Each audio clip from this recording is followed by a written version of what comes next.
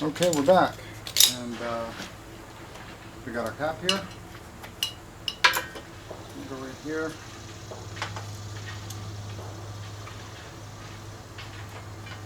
Get our compressor. Can you see the top of this? You cannot.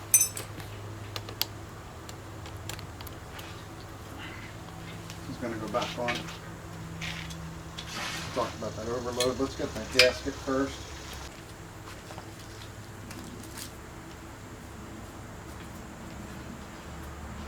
Actually, I thought we melted a little bit. It survived.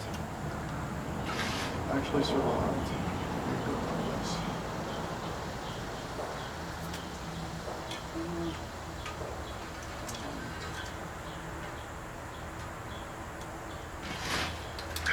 Still okay. They're pretty tight. Feels pretty good.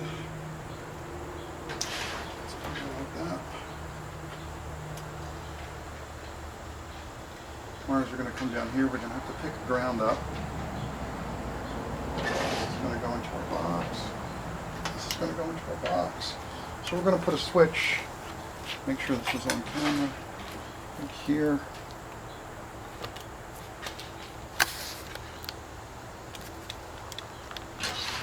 We're going to put a switch right about here. We're going to mount a little handy box. And we'll bring our wires in here. I'll put it up a little bit higher. Maybe we'll put it here.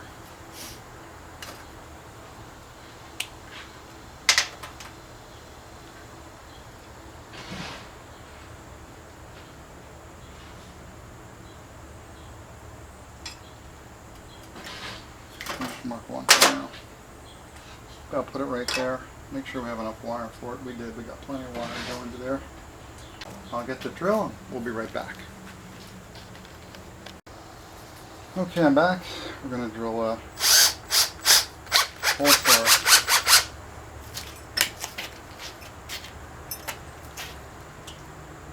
handy box.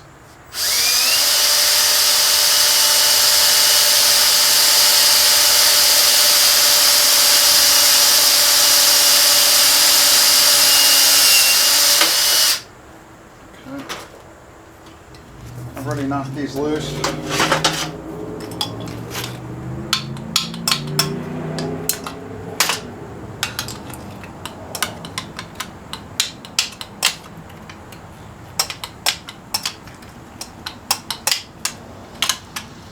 A little loose.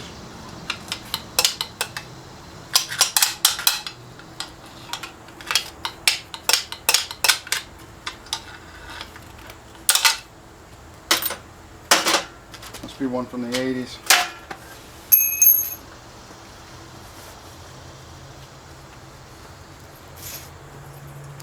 Put the Rumix connectors in now.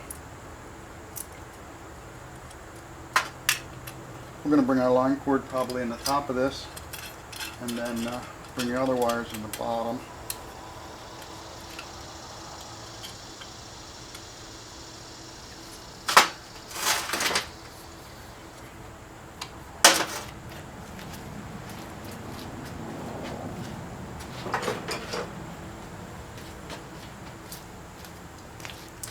See if we can get this tight.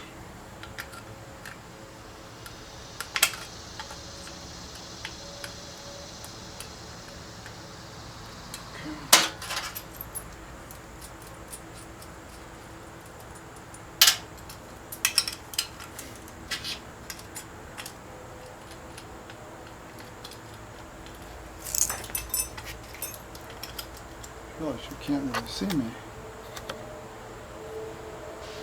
Sorry about that.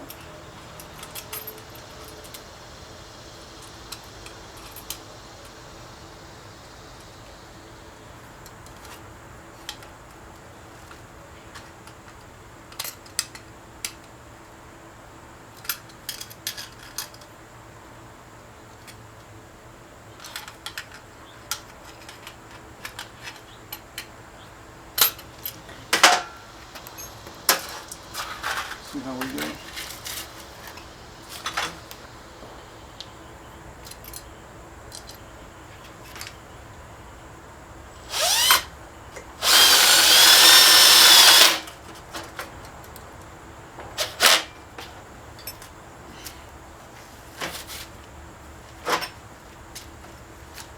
hole drilled.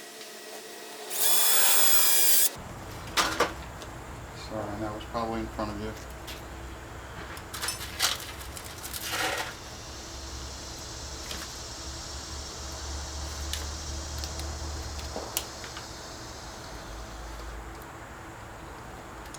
See if I can move you guys. Hang on a second. Okay, we're back. Most of the action's probably happening from here, so I kind of moved this to give you a little bit better vantage point of what's going on. So we're basically just screwing in our handy box.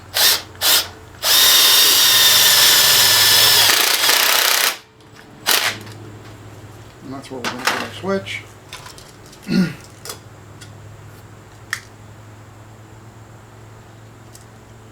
And of course our wiring's going to come in from here.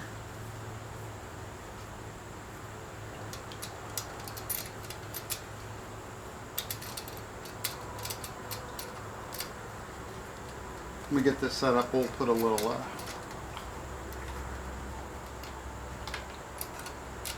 we'll put maybe a little Romex insulation around that so this isn't pressing right on those conductors. So I think that's going to work out okay. Our line cord will come in from the top. Brought some of these. Get you down a little bit. I know we want to do something with this grounding, and also with this routing of these wires. So they don't look too bad, but just to hold them down. They make these wire ties, and I usually use them, you know, maybe on a piece of wood with a little drywall.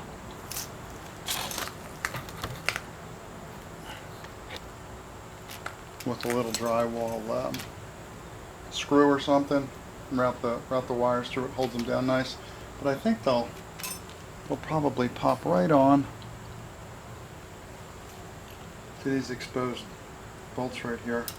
So I can tie these up kind of nicely, just like that. I think that'll be really nice. Push it on here. Actually, let me turn on the night thread. Actually, it is. It's threading right on. This is really, really nice. We'll wrap those up there once we get our ground in there. I did bring a ground wire up, and it will reach. We're going to have another one coming into this box, so I'll have to bring one more down. Yeah, I think this one will. Well, we could actually use this one for here and bring another one over. Maybe we'll do that. We'll bring this one up into our box.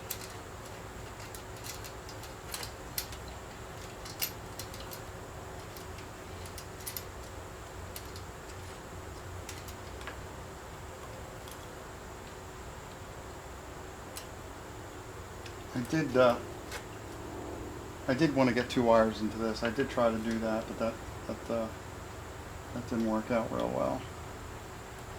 That's a shame. Not that we have to run this one, because this is all grounded. This is all metal to metal. This is all dug in. But I'd like to put it on.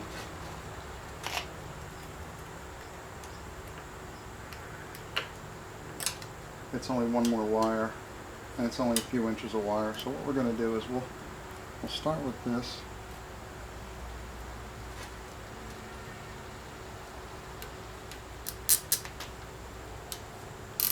We won't tighten it up because we're going to pass another wire through there, but you can kind of get the idea what that's going to look like. I think that'll be really good. We'll put this cover on.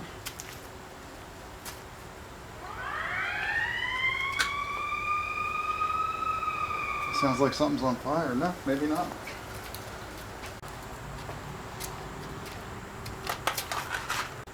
Okay, we're back. I brought up one of those cheap irons that I was talking about. We're going to see if that'll work. I'll get that plugged in. What I think we're going to do is run this line cord in. The one from remember this one from the other video where we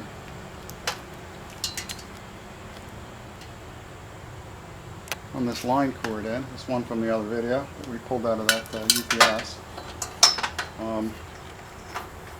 Got a nice strain relief on it, which is not going to go through the Romex connector. It's a shame to cut that off, but I think we're going to need to cut that off. At least the outside of it. We'll be right back.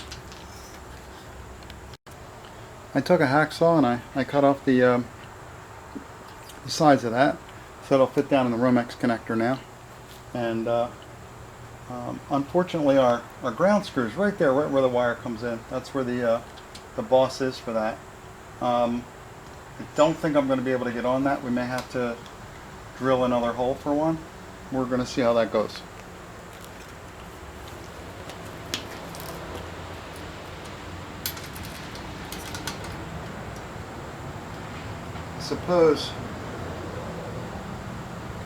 I suppose we could flip the box over, and that way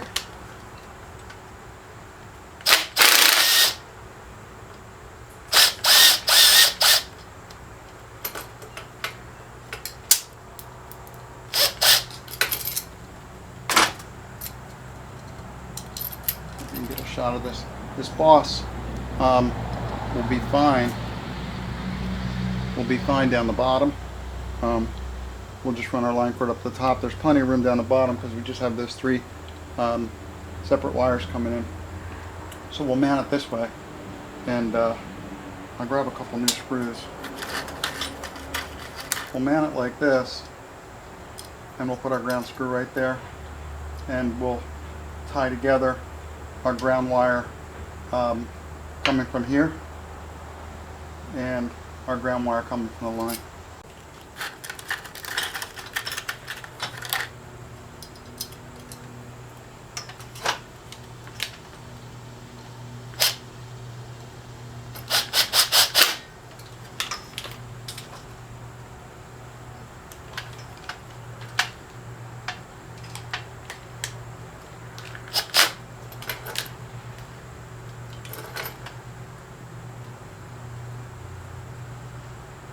Hoping you guys can see this. You really can't.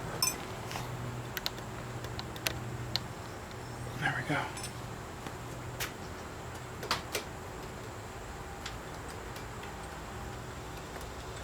We'll tighten up on that, which is really nice.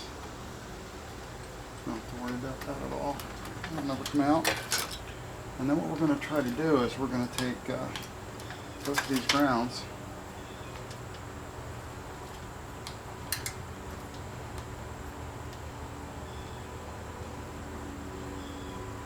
We are going to solder these like this, and then we're going to take them and wrap them around that ground screw after they're tinned together.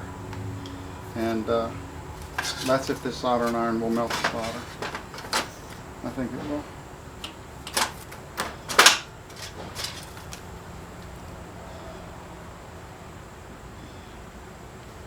It does actually melt solder, so we'll see how we do here.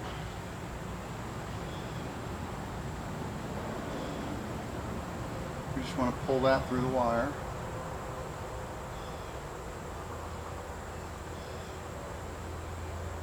Put a little more on the tip to give it a little more thermal conductivity. And see, it's just not getting hot enough.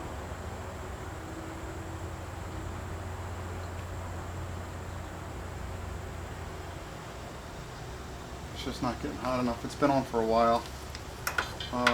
Plan B.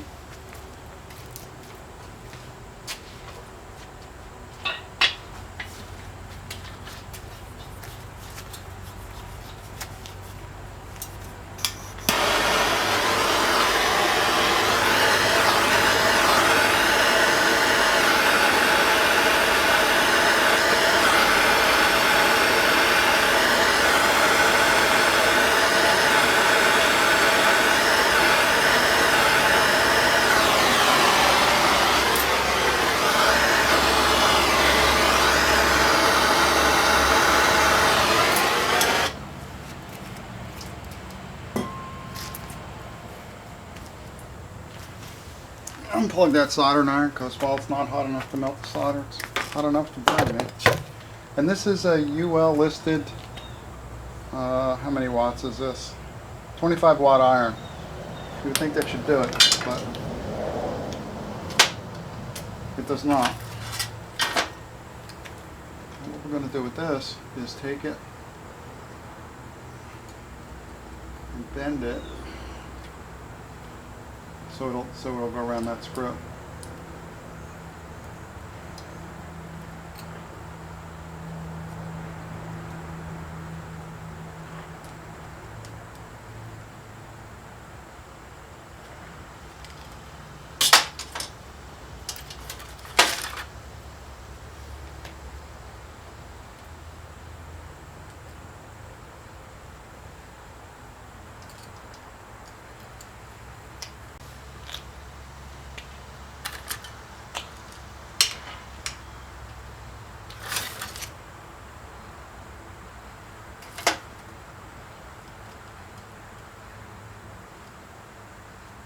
And what we'll do is, normally I would also run a wire right from the switch to here, from the switch's grounding screw, and I might still do that and put it through.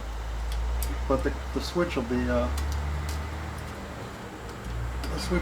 connected to the case, so it will ground through its own mounting.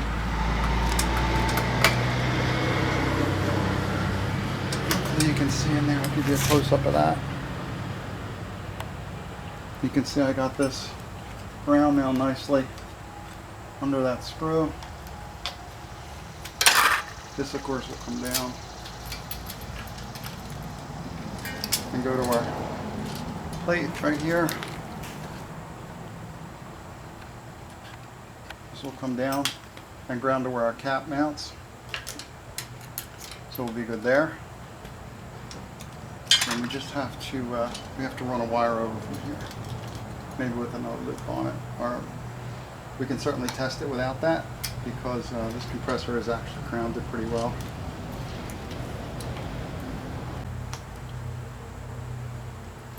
Yeah, that's going to work out nicely, I think.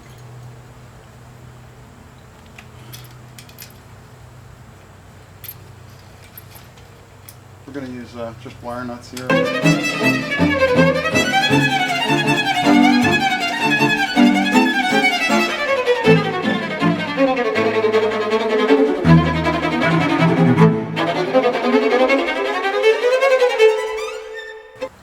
These will just be tied together and tucked in the box.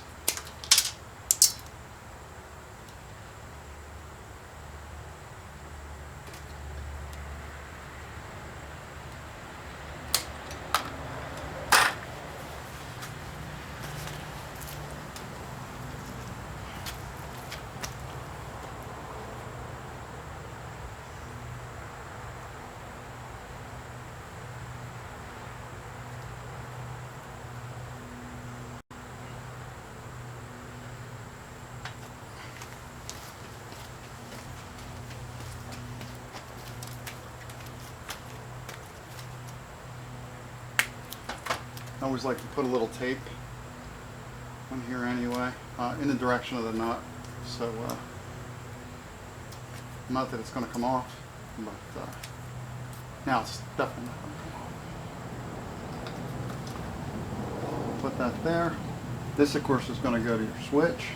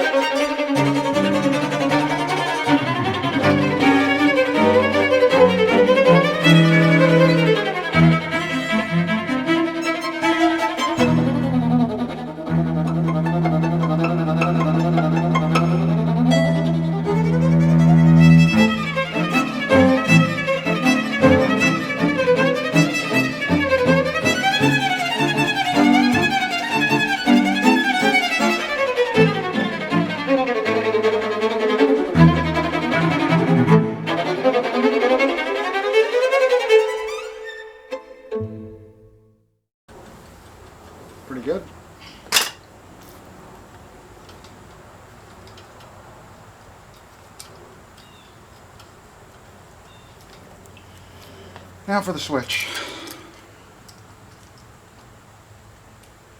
Do we run an extra ground? Oh, that's a three-way switch. I'll be back when I have a regular switch. Okay, I'm back with the switch. All right, let's get to it.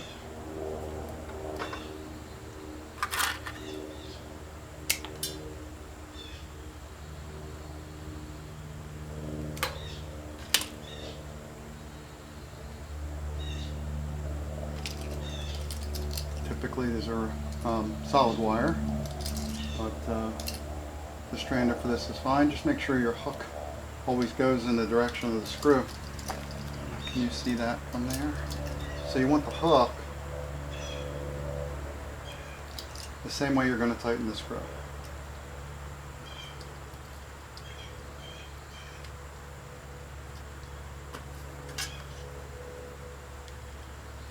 We got our super long screwdriver here. I guess we don't like to be too close to our work. And the other thing is probably good to notice which side's up on the switch. It's this way. I did check it with an ohm meter. It goes on like that. There might be some marking on it that says on, but we don't trust that.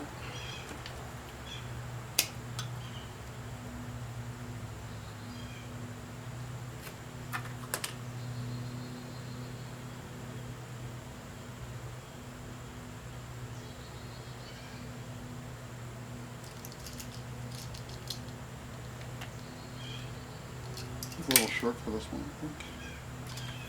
The other thing is too, people sometimes solder this before they put it under a screw. You're really not supposed to do that. I'm not sure exactly 100% why. I think it's something to do with the soldering kind of giving, and then it loosening up. I don't know, but I know I've been told by some people who do this for a living that you're really not supposed to do that.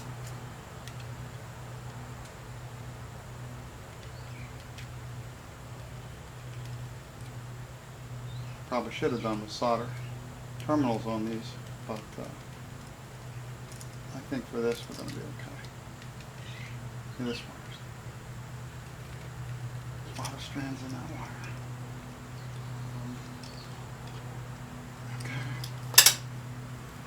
I'm going to make sure when we get this in that when we drive these screws in, they're not going to go through any of our, if you had a lot of wires in this box, you might be concerned. This is fairly empty, so I'm not really worried about it. And you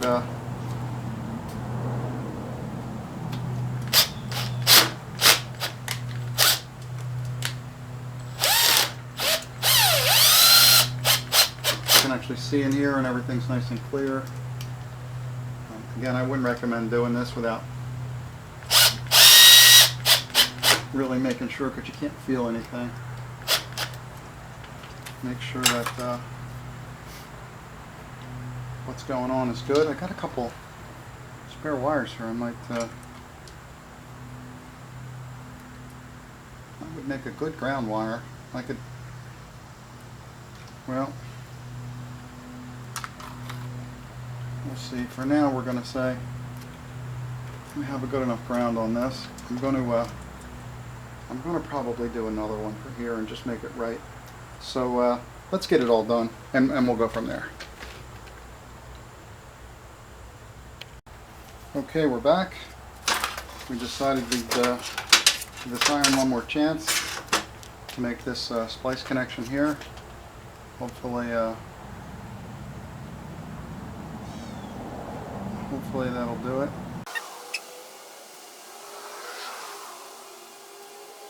This is why, if you're learning how to solder, buy yourself a good iron.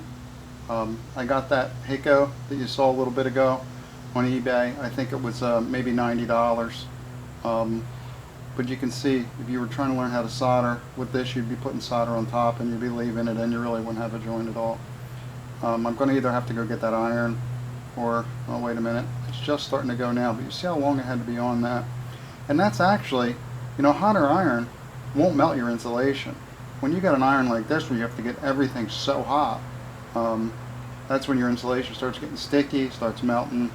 This is a ground connection, so it's not even that critical. They make a great connection because it's grounded other ways here. But I'm glad we were able to do that. I'm going to slip this on. We'll shrink that on later. And then what we're going to do is we're going to try to put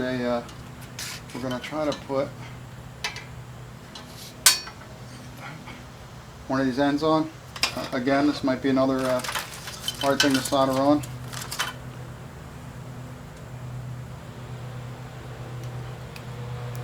It's another one of those crimps that I like to solder.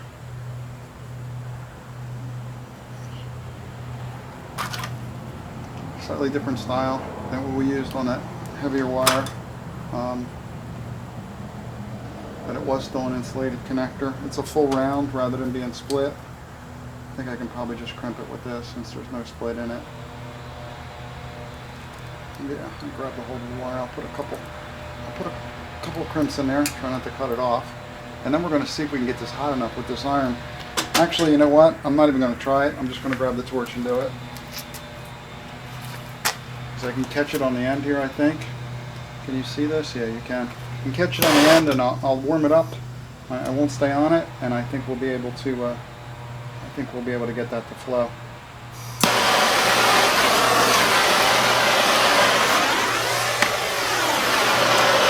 I'll turn this so you can see it.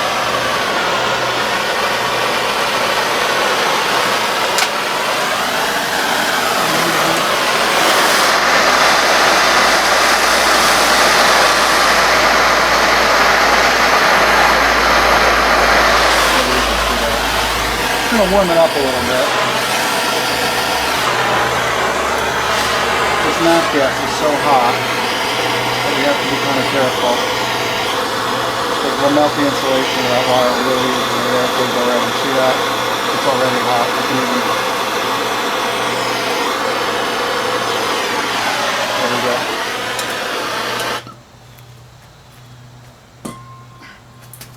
Not the way we were really taught to do electrical soldering, but it's effective for this.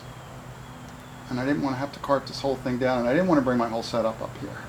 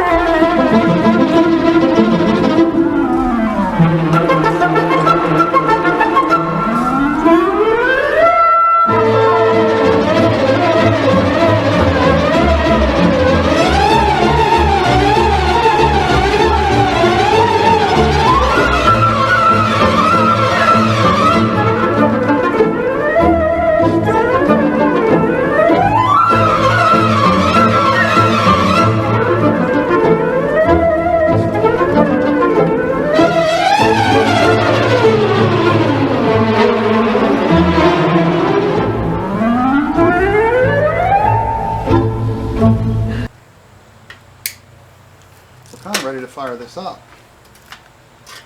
So what I will do is I'll go get a gauge just so we can put something on the low side there. Let the high side just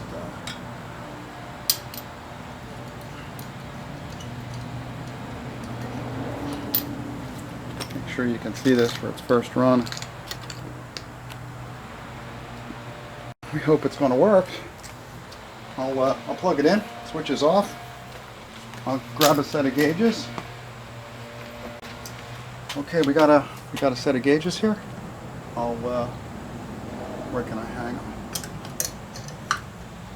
See them there? Probably not the best. I'll just leave them here.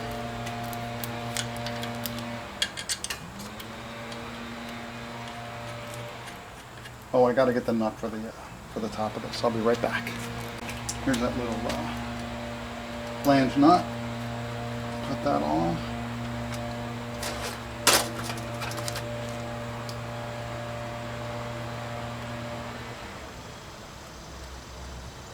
That's probably 10 millimeter, which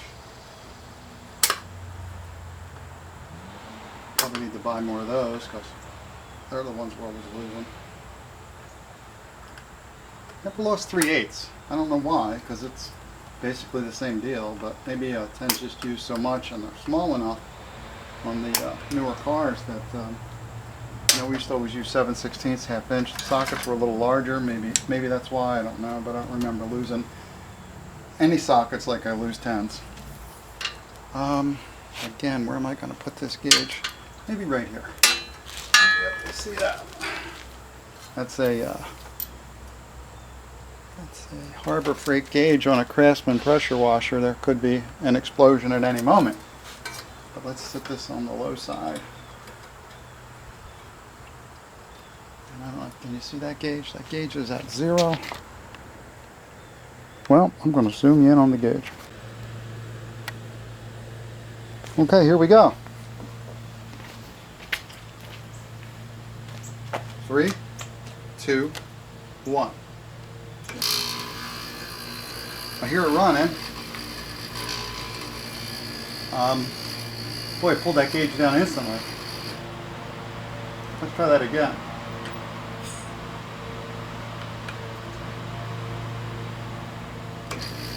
Yeah, right down. I know, I realize there's not a whole lot of volume there, but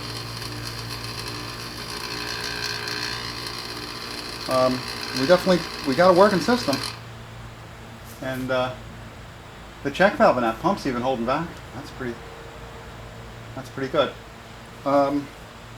Okay, I'll get you some still shots of this, but really this project's done until we actually use it.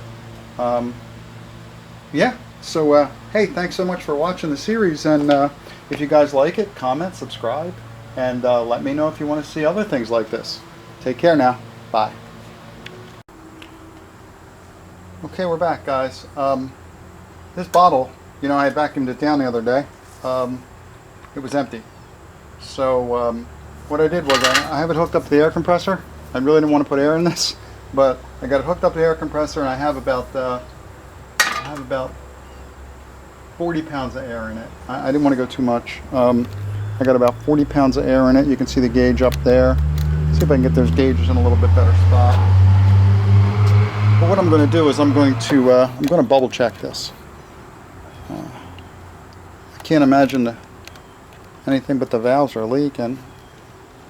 This one little shutoff valve we have here. So I have some better bubble.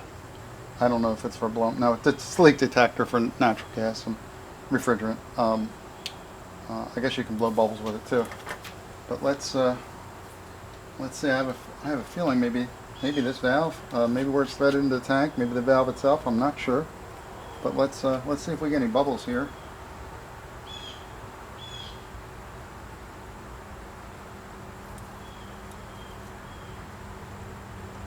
I'm not seeing anything.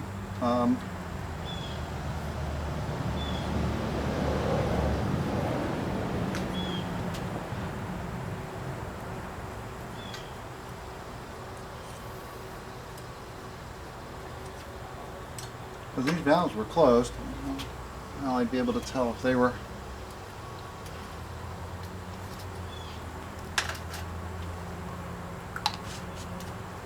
the low and the high stickers are kind of meaningless to me, so if these come off, I can get the handle off, then I can check that valve. Yep, just a full screw.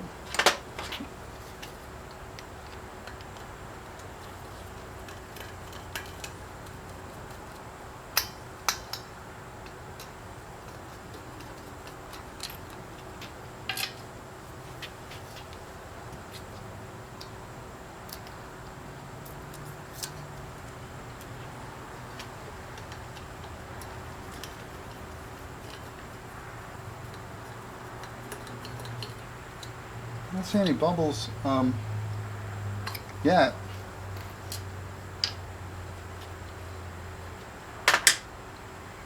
This is what I was really worried about, this one.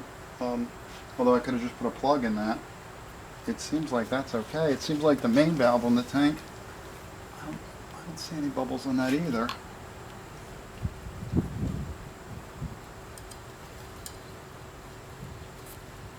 bring the pressure up a little bit more.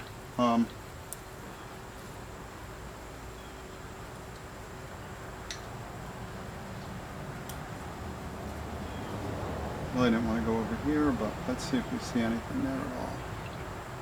Nothing there. We have hoses on the other two. I don't see anything. All right, I'm going to put you on. I'm going to put you on pause because I'm going to run that compressor up. You won't be able to hear anything anyway. Okay, what I decided to do is let that compressor run all the way up. I'm going to leave the room and turn that compressor on, and when it shuts off, I'll come back in. I don't think there'll be a problem with this tank at relatively low pressure for the tank. Maybe my compressor does 125.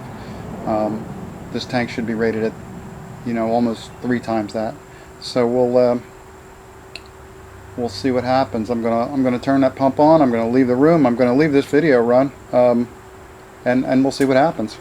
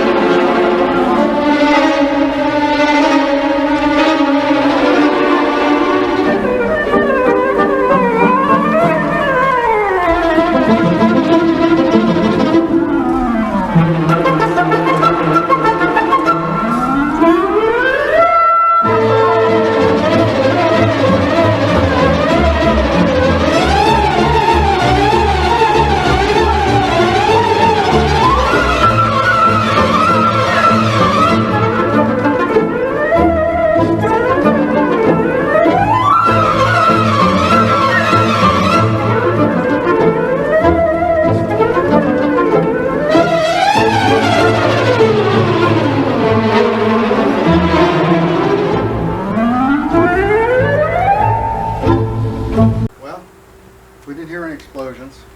Not that I expected to. This is pretty low pressure for this tank. I wasn't that concerned because there's really not that much volume in that tank, but it'd still be pretty horrific if it let go. I don't see any, still don't see any bubbles. So I don't know why there was no vacuum in this tank unless I bumped the valve when we were working. Do I see bubbles here? I don't see any bubbles. Welcome back, YouTube. Just wanted to give you a shot of the finished product before we wrap this up.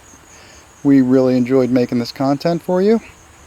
If you like it, please subscribe, hit the like button, ring the bell, do all those things that we do.